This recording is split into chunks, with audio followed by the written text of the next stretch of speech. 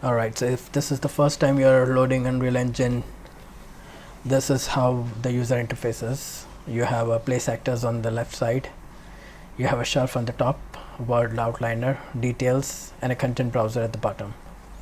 Now what I like to do usually is set up the interface according to my needs, so it makes it easier for me to do stuff.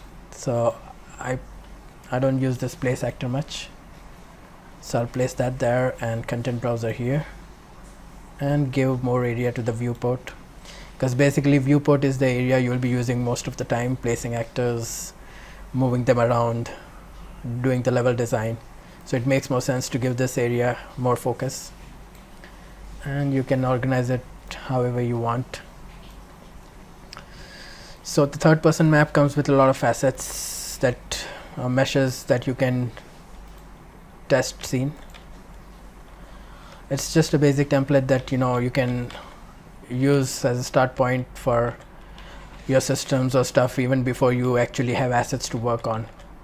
So you don't start with a blank screen.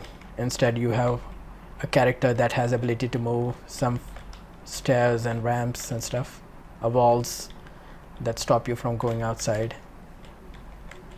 So you can move around and have fun with it if you want. For us, in this case, we are not going to use all this, so we're going to get rid of most of this. So we'll delete all this and we'll get rid of most of this meshes as well, because we are not going to be using it. Third person character also. Spear reflection capture we keep, sky spear we keep, lights we keep, post processing volume we need. Basically everything else is what we are not going to be using. So what we are left with now is a light source that's going to be a primary lighting source, a light mass importance volume, a post processing volume, a skylight, a sky spear, and a reflection capture. So you can select all this and create a folder, and let's call it volumes and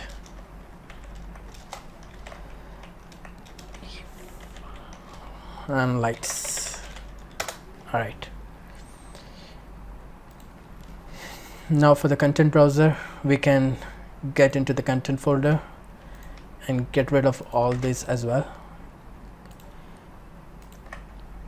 Force delete, and mannequin itself we can put inside third person, so we have a clean content folder as well, a clean world outliner as well.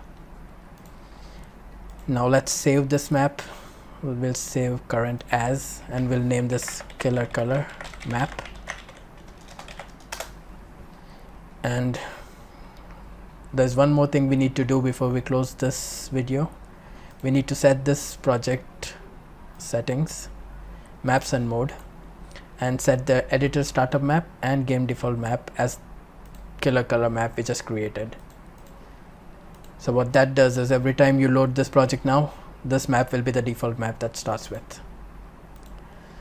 So we already have a clean project to work with, and in the next chapter we'll be loading our own assets and have fun with them. See you in the next chapter.